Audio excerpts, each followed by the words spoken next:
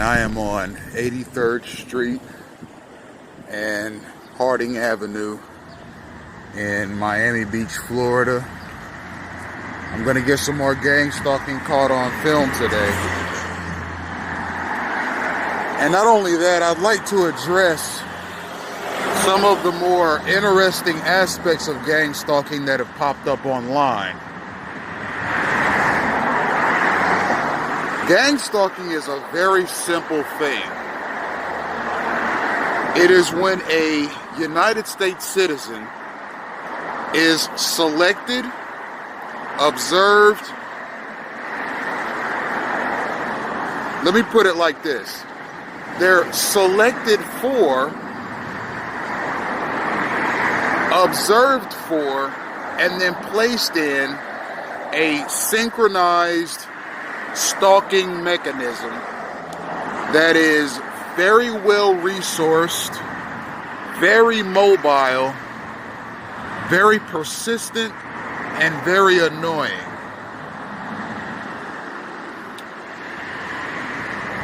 Gang stalking is when a target is routinely crowded by strangers and to no end but to annoy the TI. Gang stalking is when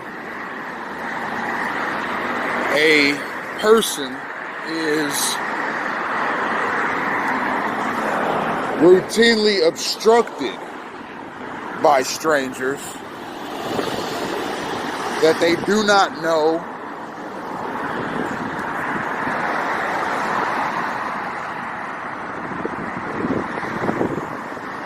and have never had an affiliation with.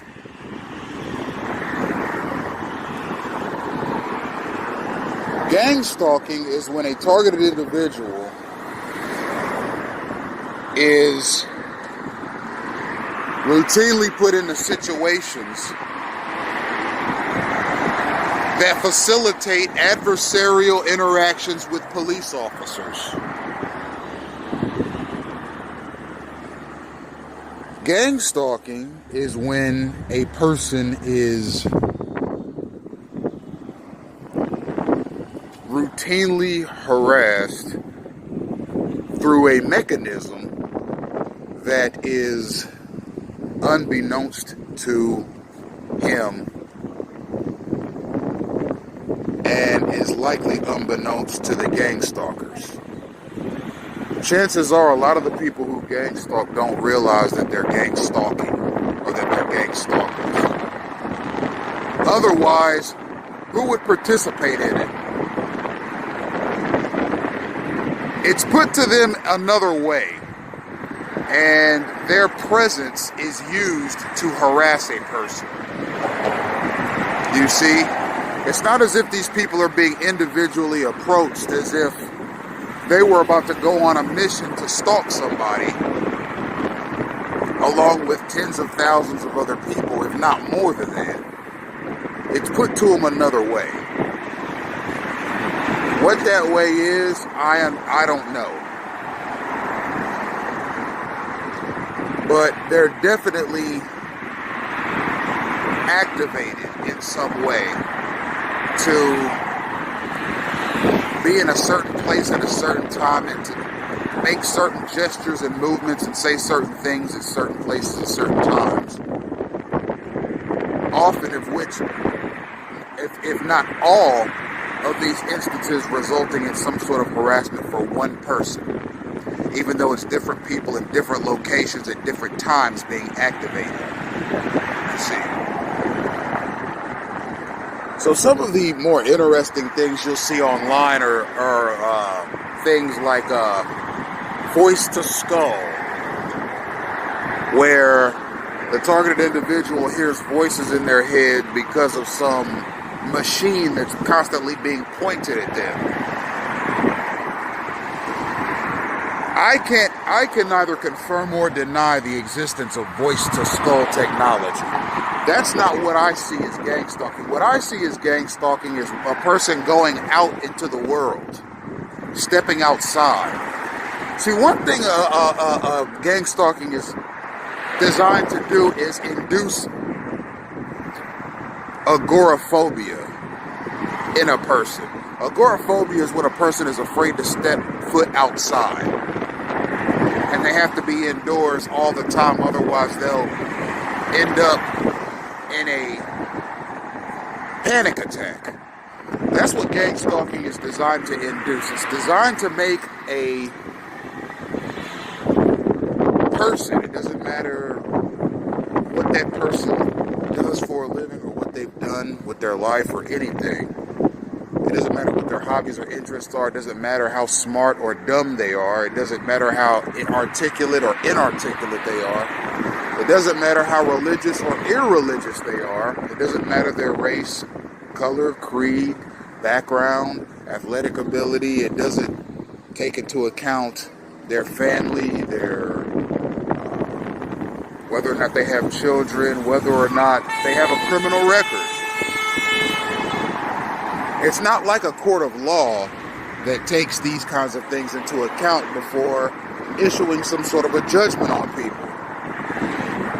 It simply recruits people to do and say certain things at certain times and to act certain ways at certain times, all of which have the intention of harassing a person endlessly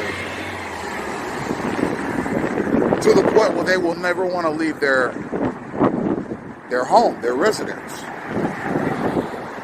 And it's basically systematic crowding and systematic obstruction, not only of a person's path through life, but of their physical footsteps and their physical movements as well. It's the infiltration of their relationships. A targeted individual will at some point come to the realization that the people that are closest to them in terms of people that they've known throughout their life, people that they've had relationships with, eventually all turn into gang stalkers themselves and start exhibiting those same behaviors. And it's an isolation mechanism, you see.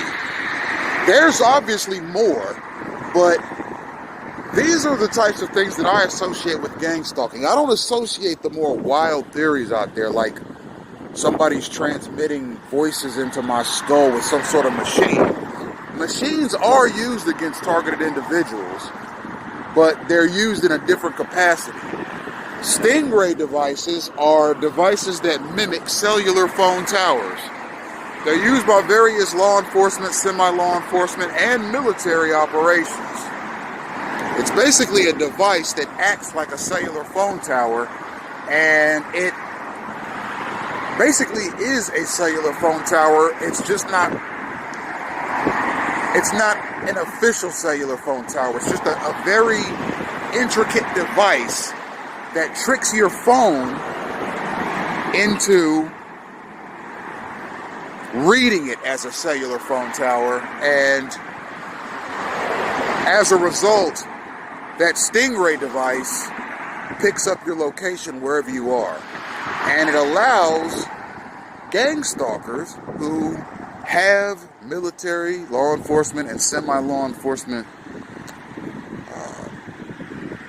affiliations and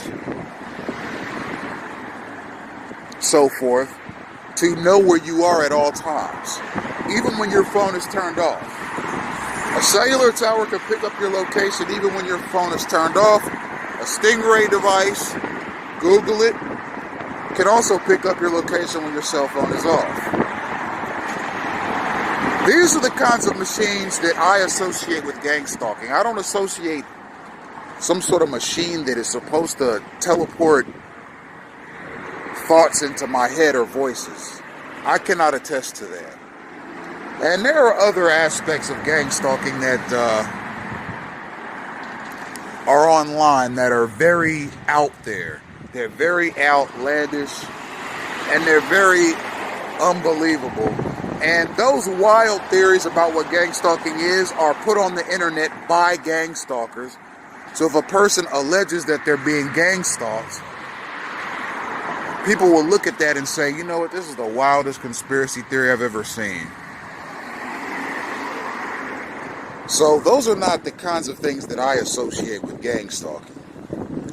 Those are false flag pieces of information that are fed to the general public to discredit a person who is being gang stalked and decides to document and reveal what gang stalking is and how it works. And it is synchronized, it's organized, it's put together. The people that are gang stalking you likely don't know the other gang stalkers. They're all individually tapped to do a certain thing, to say a certain thing, to make a certain gesture in a certain vicinity at certain times. You see, it's not as if they are all affiliated with one another. They're all affiliated with gang stalking, but not necessarily affiliated with one another. You see, it's the gang stalking mechanism that they answer to. It's not each other. It's not like a basketball team or a hockey team or a baseball team where everyone is together working towards a common goal in unison. It's not like that. If you have 10 people gang stalking you, let's say on a bus, those 10 people do not know one another, nor are they affiliated with one another. If you have 10 people gang stalking you on a bus, they are all gang stalkers by virtue of what they were told to do when they got on the bus, what they were instructed to do when they got on the bus. They're all gang stalkers, although they get their motivation not from being a part of a team. Their motivation is to simply do what they've been told to do, what they've been instructed to do, and that's it, individually. It just feels as if there's swarms and mobs of people acting against you in unison, because as a TI, you see the same exact things over and over and over again, and the same behaviors over and over and over again by different people. So it feels as if these people are all affiliated, but they're not. But gang stalking, as pervasive as it is, makes it look that way. Now, who is the orchestrator of gang stalking? It's difficult to know. The orchestrators of it have not come forward. They haven't made their workings public. It's the same as COINTELPRO, the FBI program, and MK Ultra, the CIA program. For a long time, they were secret, but very real. They were eventually required to expose their workings to the general public. And gang stalking is going to follow. Eventually, we will know exactly what it is, how it works, and who orchestrated it. And you will be able to find those documents on the CIA website the same way you can find documents on MK Ultra on the CIA website. Now, in previous videos, I've documented space crowding, synchronized space crowding. I've documented police encounters. I've documented an abundance of public works vehicles. Motorcycles are something you see all the time. In synchronized units.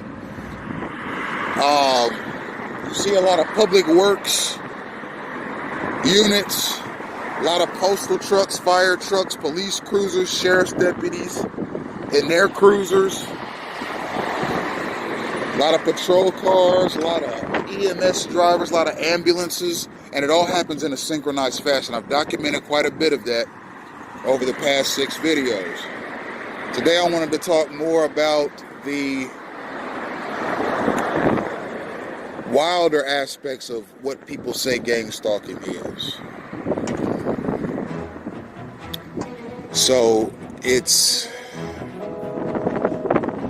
none of those things that you see online. It's not voice to skull, although I don't doubt that there are technologies out there that attempt to send thoughts into a person's mind or so forth. I mean, there have been experiments on human beings after they die to try and raise them from the dead, to test the validity of Christ having raised people from the dead and rose from the dead himself. Okay, there's a lot of experiments that go on people before, during, and after they are born into this world. But as far as I can tell, most of it has been documented. But gang-stalking hasn't. But it will be eventually.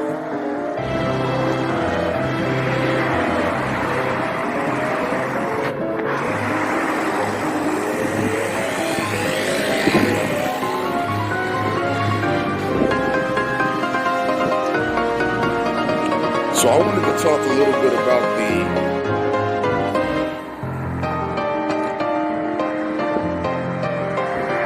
more interesting things you'll hear about gang-stalking. And I wanted to put a lot of it into perspective. There's constant movement around the TI, constantly people going back and forth in synchronized motions. And, you know, should the TI work in an office building, they'll constantly be swarmed by people. And it'll always happen at certain moments in time that are just bizarre. Like, you'll open a bathroom to walk out and there'll be a person standing there getting ready to come in. Or you'll be getting ready to enter a bathroom and there'll be a person just coming out the minute you go in. Or you'll be going down the stairs and somebody will be coming up the stairs right as you begin going down the stairs, and vice versa. You'll cough and somebody will cough at the exact same time as you. Or you'll sneeze and somebody will sneeze at the exact same time as you. Or in certain cases, it gets really strange. Like, for example, you'll turn your cell phone on and the opening sequence to your cell phone is the exact same opening sequence to somebody else's cell phone that they demonstrated the exact same time as you. So you'll have two opening sequences to your particular cell phone happening at the exact same time, and it's like, sometimes it feels as if your very thoughts are being broadcast to other people, and they are doing the same things that you are doing at the exact same times you're doing it. Like, for example, you'll be reading a news story and something will jump out to you and you'll say, wow. And as you say, wow, somebody 2 or 3 seats back from you on the bus will say, wow, at the exact same time you say it. Okay? I have had things like that happen. And over time, just like when I'm walking and somebody just happens to be cutting me off, or a car or a bike or a scooter or something, just happens to be cutting me off or going the exact same direction I'm going at the exact same time, eventually little stuff like that, as minuscule and as petty as it sounds now, eventually become a big problem, because you begin to realize that they're derived and that they're not coincidences, and that it's being done on purpose just to irritate you. So it's something that you have to acknowledge as such. Otherwise, you'll just be harming yourself, because, as I've said in previous videos, gang-stalking sticks to you like glue. And It's far more well-resourced than any targeted individual. And it's something that is allowed into this country at the highest levels of government and business. So it's not as if you can just go to your local police department and say something about it. You know, trying to go to the police about gang stalking would be like going to a high school English teacher to fix a district-wide problem. That's something that has to be brought to the attention of the superintendent. You understand? You have to go to the correct venues. And that's the same thing about gang stalking. You have to go to the correct venues to remedy it. You have to put it on social media and other similar broadcasting mechanisms, and you have to bring it to the attention of elected officials, federal officials, officials that have the kind of legislative ability to stop gang stalking, because gang stalking is something that is legislated. This mechanism is legislated. The taxpayers pay for gang stalking. It's a legislated mechanism. It's something that infiltrates commonly attended places down to your very household.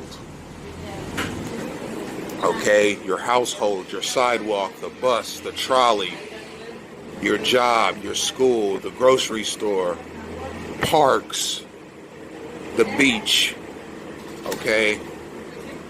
Commonly attended places mostly, the library, okay? And then places that are not commonly attended that the TI might go to, maybe a specialty shop or something like that, or a boutique shop, or some secluded area that not many people know about.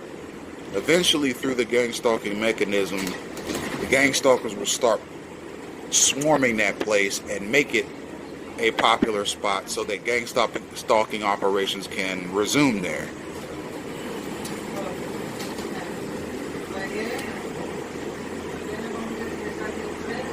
So it's important to see how it works and how the swarming mechanism works and how the TI is habitually stalked by people who, again, may or may not know that they're stalking. They're just following orders, doing as they're told, etc.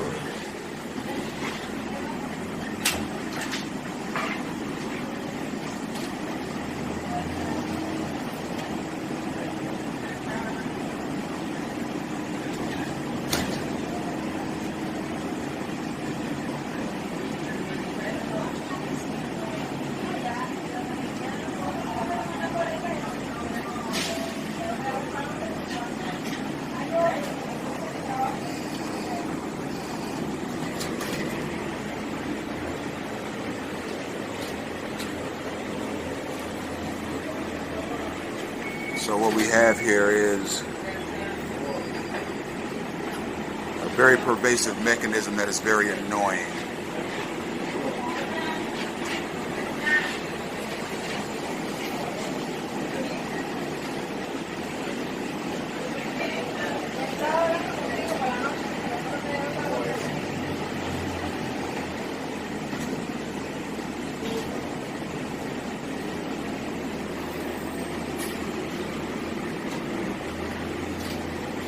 Believe it or not, ladies and gentlemen, that maneuver that you just saw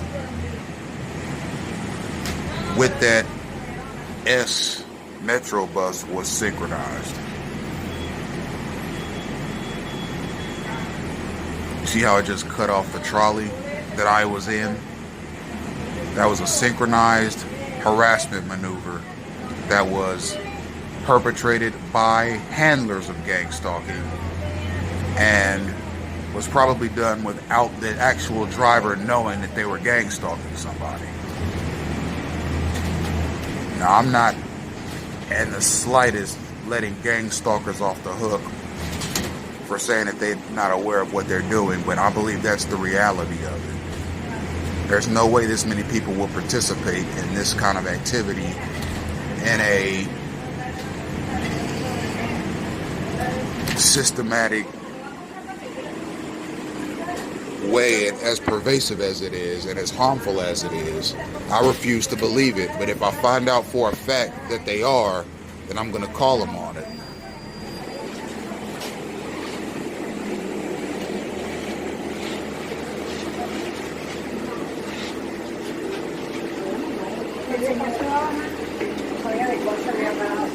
This is something else you'll see. People are supposed to wait until the people on the bus get off the bus, then they're supposed to get on. But from time to time, you see people just rush on like this. It's not the way it's supposed to be. This is my stop right here. That was gang stalking. How did this bus driver not see that I was standing there trying to get off the bus? And then he's gonna go and close the doors. What else would I have walked from the back of the bus to the front of the bus for?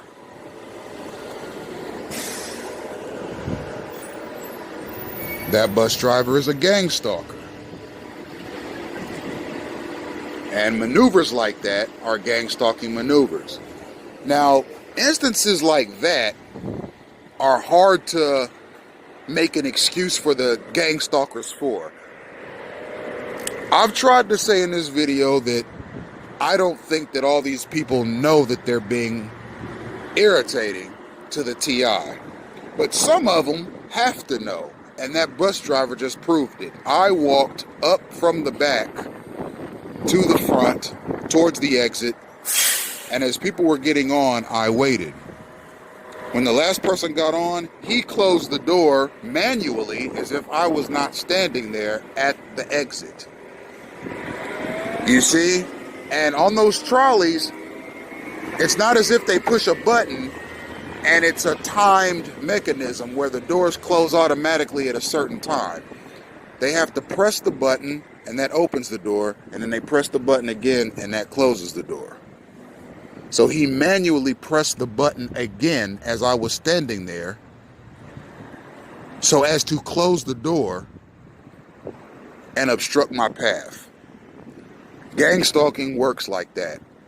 And I'm glad I had the record button on.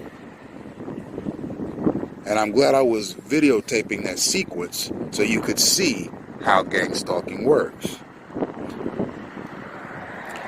Now, again, to a person who's not a targeted individual, stuff like that, you'll say, oh, that's just trivial. Maybe that bus driver is confused. Maybe he's new. Maybe he's this. Maybe he's that. You immediately begin making excuses for the gang stalker. But in instances like that, a person has to know that that's irritating to another person. But I'm still yet to believe that all gang stalkers know that their movements are irritating to another person. Yes, they act aloof. Yes, sometimes they act straight up dumb. And sometimes they do things where you say, how the heck could this person not know that that was irritating? But again, you never know. But I'll tell you something. I'm not in the business of giving people the benefit of the doubt when I see the truth. So these are just preliminary observations of what I've seen and experienced. But what that bus driver just did, that was not aloof. That was just plain irresponsible and unprofessional. So you see things like that from time to time. And as I've said previously, obstruction of one's physical movements and path is a part of gang stalking. And as you see, he closed the door manually as I was standing there looking to get off so as to obstruct my path. I'll see you on the next video.